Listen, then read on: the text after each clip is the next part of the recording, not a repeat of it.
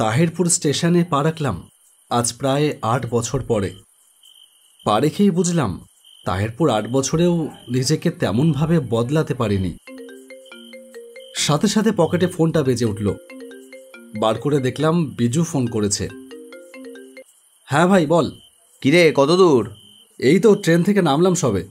Sorry রে, আমি তোকে আনতে স্টেশনে যেতে পারলাম না, হঠাৎ করে একটা কাজ পড়ে গেল। তুই এক কাজ কর না, টোটো ধরে চলে আয়।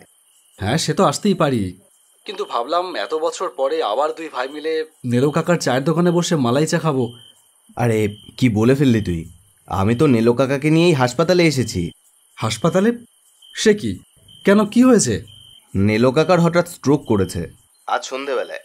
কাকার তো আর নিজের বলতে কেউ নেই, এই আমরা পাড়ার কজন মিলে নিয়ে এসেছি হাসপাতালে। ও দেখ দেখি কি কাণ্ড। তা এখন কেমন আছে? সবে বেডে দিল, ডাক্তার দেখেনি এখনো, দেখুক, এখনো কিছু বলা যাচ্ছে না। আচ্ছা আচ্ছা ঠিক আছে, আমি তাহলে আর বাড়ি গেলাম না, আমি একবারে হাসপাতালেই আসছি। আসবি? ঠিক আছে আয় তাহলে, ভালোই হবে, একসাথে বাড়ি চলে যেতে পারবো খন। আচ্ছা ঠিক আছে, আমি এক্ষুনি আসছি।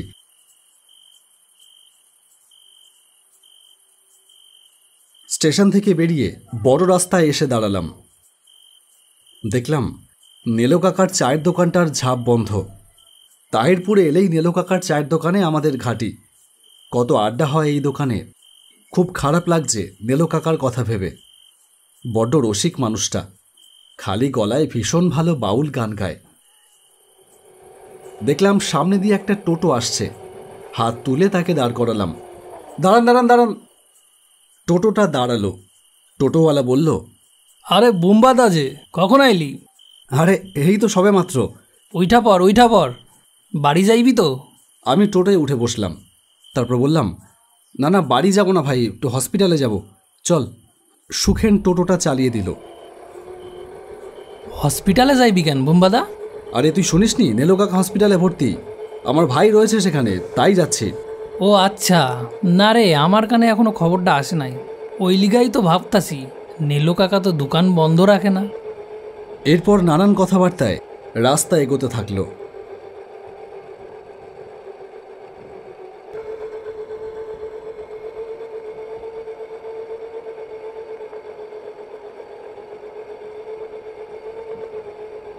সুখেনদের বাড়ি আমার মামার বাড়ির পাড়ায়।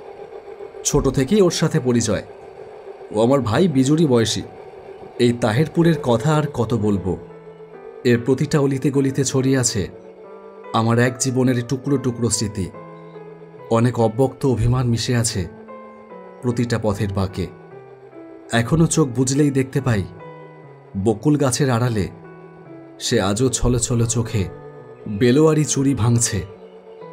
বুকে আজও বিদ্ধ হয়ে আছে সেই অভিমান।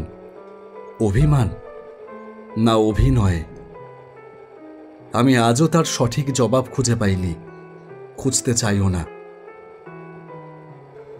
এই যে আমি দিব্যি বেঁচে আছি তার চলে যাওয়ার পথের দিকে তাকিয়ে থাকবার নিদারুণ স্মৃতি চোখে নিয়ে, তার বলে যাওয়া কথার জাদুতে সম্মোহিত হয়ে, সেটাই বা কম কিসের।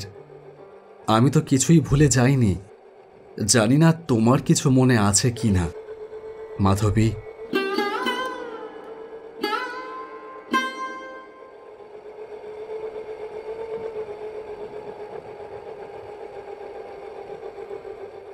কিছুক্ষণের মধ্যেই হসপিটালের সামনে আমাদের টোটোটা এসে দাঁড়ালো। কত দেবো ভাই?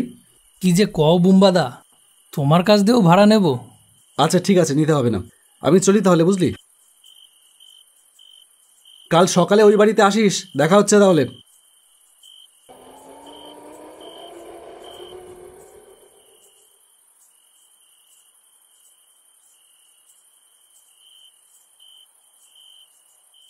হসপিটালের ভেতরে ঢুকতেই দেখলাম বিজু একা বসে আছে। আমি বললাম, কিরে ভাই তুই একা কেন, আর সবাই কোথায়? আর সবাই বলতে সুখেন আর নিতাই এসেছিল, ওরা চলে গেছে। আমিও চলে যেতাম, তুই আসবি তাই বসেছিলাম। নেলো কাকার খবর কি, ডাক্তার দেখলো? হ্যাঁ দেখেছে, অবস্থা খুব একটা ভালো না রে দাদা, যখন তখন অবস্থা। এখান থেকে বলছে কাউকে একটা থাকতে, কিন্তু কে থাকবে বলতো? ওদের বললাম, কিন্তু ওরা কেউ থাকতে রাজি হলো না। ও, তা নেলো কাকার আত্মীয় স্বজন কাউকে খবর দেওয়া হয়েছে? আরে এ এক অদ্ভুত অসহায় মানুষ। কোথাও যে কোনো আত্মীয় স্বজন আছে তার কোনো টিকিরও খোঁজ পেলাম না এতদিনে, তাই কাউকে খবর দিতে পারিনি। তাহলে এক কাজ কর, আমরাই বরং রাতটা থেকে যাই। মানুষটাকে এইভাবে অবহেলা করে চলে যাওয়াটা বড্ড অমানবিক হবে। ঠিক আছে, থাকি তাহলে।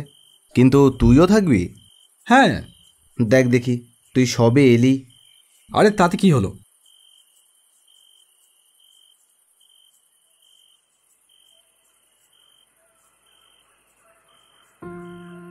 রাত বাড়তে থাকলো। হাসপাতালের বেঞ্চে বসে আমরা দুটি ভাই, আর কেউ কোথাও নেই। এটা আসলে হাসপাতালও ঠিক নয়, এটা গ্রামীণ স্বাস্থ্যকেন্দ্র। এখান থেকে সিরিয়াস পেশেন্টদের ট্রান্সফার করে দেয় কৃষ্ণনগর সদর হসপিটালে। সেই সব এমার্জেন্সি পেশেন্টদের অ্যাম্বুলেন্সের শব্দ শোনা যাচ্ছে মাঝে মাঝে। পাশে বসে বিজু ঘুমোচ্ছে অঘরে। আমার ঘুমে চোখের পাতা বুজে আসছে। এই স্বাস্থ্যকেন্দ্রের আশেপাশে তেমন লোকবসতি নেই, কেবল ফাঁকা মাঠ। সেই সব ফাঁকা মাঠে রাতের বেলা শেয়াল সহ অন্যান্য বন্য জন্তুর তাণ্ডব চলে। তার দু একটার আওয়াজও ভেসে আসছে মাঝে মাঝে। ঘুমিয়ে পড়া আর অপেক্ষা করা ছাড়া আর কিছুই তো করবার নেই, তাই ঘুমিয়েই পড়লাম।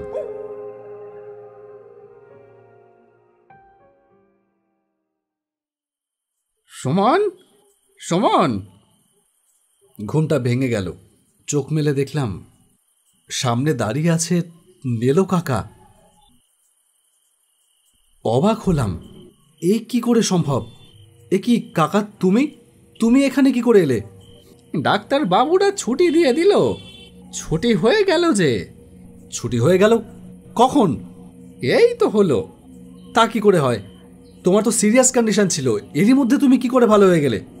আরে ধুর বেটা, আমি কি তোর সাথে মিথ্যে কথা বলছি? আমি বিজুকে ডাকতে গিয়ে পাশে তাকাতেই দেখলাম পাশে বিজু নেই। কোথায় গেল বিজু? আমাকে একা এখানে ফেলে রেখে ও কোথায় চলে গেল? ফোনটা বার করে ফোন করলাম। হ্যালো। হ্যালো। কিরে, কোথায় গেলি তুই? আমি আবার কোথায় যাব? আমি তো বাড়িতেই আছি। আমার হঠাৎ জ্বর এসেছে আজ বিকেল থেকে, বিছানা ছেড়ে উঠতে পারছি না। তোর তো আসবার কথা ছিল, তুই এলি না কেন? আর এখন কী সব বলছিস পাগলের মতো? কি ব্যাপার বলতো? আমি কি বলবো, ভাষা হারিয়ে ফেললাম যেন। সামনে দাঁড়িয়ে আছে নেলো কাকা। বিজু, বিজু, তুই কি আমার সাথে মজা করছিস? আমি স্টেশনে নেমে তোকে ফোন করলাম, তুই বললি তোরা নেলো কাকাকে নিয়ে হসপিটালে এসেছিস। আমি আর তুই বসেছিলাম। দাদা, তুই কি বলছিস এসব? তোর কি মাথার ঠিক আছে? নেলো কাকাকে নিয়ে আমরা হাসপাতালে গিয়েছিলাম, কিন্তু...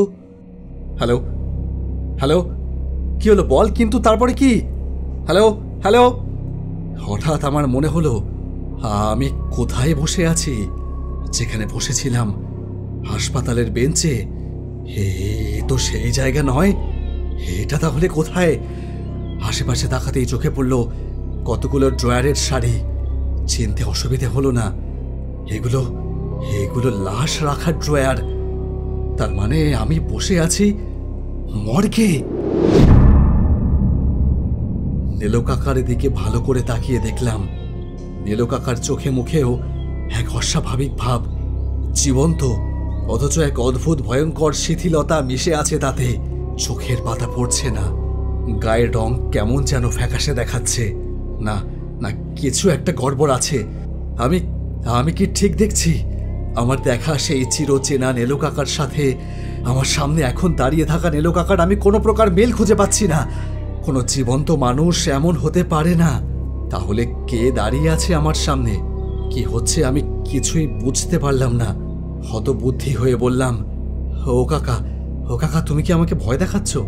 হ্যাঁ হ্যাঁ, বলো না, তুমি কি আমাকে ভয় দেখাচ্ছ? তোমার তো হাসপাতালের বেডে শুয়ে থাকবার কথা, তুমি উঠে এসে আমার সামনে দাঁড়িয়ে বলছো তোমার ছুটি হয়ে গেছে। তা কি করে হয়? একটু আগেই তো শুনছিলাম তোমার অবস্থা খারাপ, কিন্তু কি হচ্ছে আমি কিছুই বুঝতে পারছি না। আমি কিছুই ভুল বলিনি রে, আমার সত্যিই ছুটি হয়ে গেছে। তবে তবে এই হাসপাতাল থেকে না রে খ্যাপা, আমার ছুটি হয়ে গেছে এই দুনিয়া থেকে। আমি আটকে উঠলাম ভয়ে। কি শুনছি আর আর কি দেখছি চোখের সামনে? ভয়ে কাঁপা কাঁপা কণ্ঠে বললাম, কি বলছো তুমি? হ্যাঁ, এসবের মানে কি? পৃথিবী থেকে ছুটি হয়ে গেছে মানে? এই তো তুমি আমার সামনে জ্যান্ত দাঁড়িয়ে আছো। তুই যা দেখছিস তা যতটা সত্যি, তার থেকেও বড় সত্যি একটা আছে। ওই দেখ, সামনে তাকিয়ে দেখ। সামনে তাকিয়ে দেখলাম লাশ রাখার ড্রয়ারের মধ্যে থেকে একটা ড্রয়ার আপনা আপনি খুলে গেল। তার ভেতরে শুয়ে আছে নেলু কাকা। এ দৃশ্য জীবনে ভুলবার নয়। আমি উঠে দাঁড়িয়ে ঠক ঠক করে কাঁপতে থাকলাম। আমার কিছু বলবার ভাষা নেই, শক্তি নেই। হঠাৎ সারা ঘর যেন ঠান্ডা হয়ে উঠতে লাগলো ক্রমশ। এই ঠান্ডা পার্থিব ঠান্ডা নয়, এমন ঠান্ডা জীবনে কোনোদিন অনুভব করিনি আমি। আমার শরীরের কাঁপুনি ধীরে ধীরে বাড়তে থাকলো। বুঝলাম নেলু কাকা মারা গেছে। ড্রয়ারে নেলু কাকার নিথরে ডেড বডি, আর আমার সামনে যে দাঁড়িয়ে আছে সে নেলু কাকার প্রেতাত্মা। ভয় পাস না, আমি তোকে ভয় দেখাতে চাই না। আমি তোকে এখানে টেনে এনেছি, তার একটা কারণ আছে রে বাবা। আমার মৃত্যু হার্ট অ্যাটাকে হয়নি, হয়েছে সবার অবহেলায়। আমার তো নিজের মানুষ বলতে কেউ নেই। তোদের নিয়েই গোটা জীবনটা কাটিয়ে দিলাম। তোদেরকেই কাছের মানুষ, নিজের মানুষ বলে জেনেছি, কিন্তু অসুস্থ হয়ে বিছানায় পড়ার পরে বুঝলাম আসলে কেউ কারণ না। কেউ এসে খোঁজ নিত না, না খেয়ে থাকলেও। কতদিন খাই না, বিছানা থেকে উঠতে পারি না। যখন বড় বড় অবস্থা, তখন তোর মামার ছেলে আর দু একজন পাড়ার ছেলে এসে ফেলে রেখে গেল এই হসপিটালে। এখানকার ডাক্তারবাবুরা আমার অবস্থা দেখে ভর্তি নিতে চায়নি, কৃষ্ণনগর হাসপাতালে ট্রান্সফার লিখে দিল। কিন্তু কে নিয়ে যাবে, কে টাকা খরচ করবে? তাই এখানেই ফেলে রেখে চলে গেল সবাই। ধুকে ধুকে মরলাম বিনা চিকিৎসায়। তোর কাছে একটা অনুরোধ করব বাবা, রাখবি? তোকে ছাড়া আর কাউকে যে ভরসা করতে পারলাম না। কি অনুরোধ? তুই আমার অনেক উপকার করেছিস, আমি কিচ্ছু ভুলে যাইনি। আমি যতবার বিপন্ন হয়েছি তুই আমার পাশে ছিলি।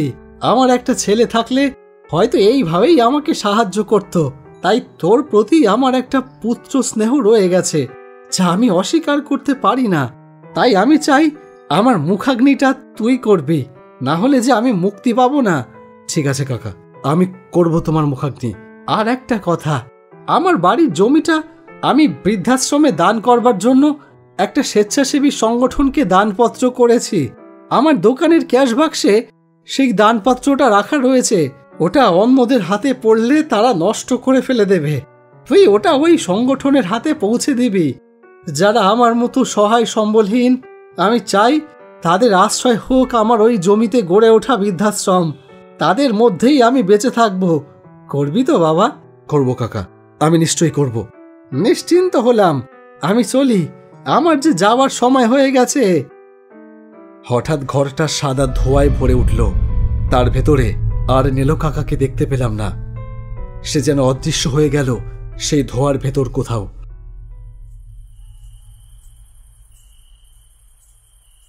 এই যে উঠে পড়ুন, উঠে পড়ুন, উঠে পড়ুন।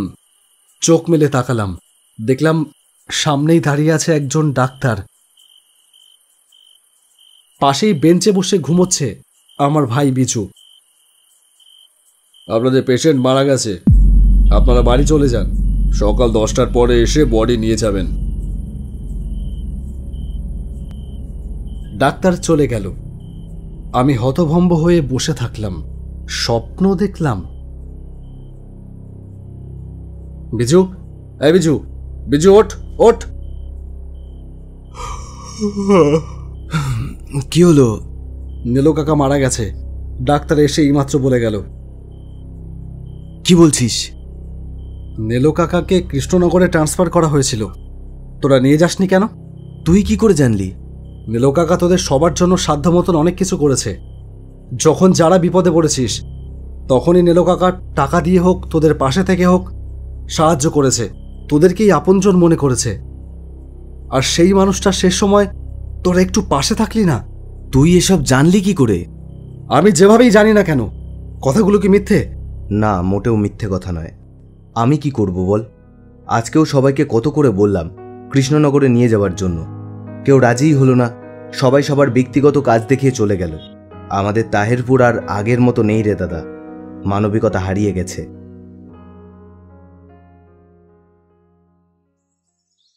বৃদ্ধাশ্রমটায় আজ প্রায় 150 জন অসহায় বৃদ্ধ বৃদ্ধা থাকেন।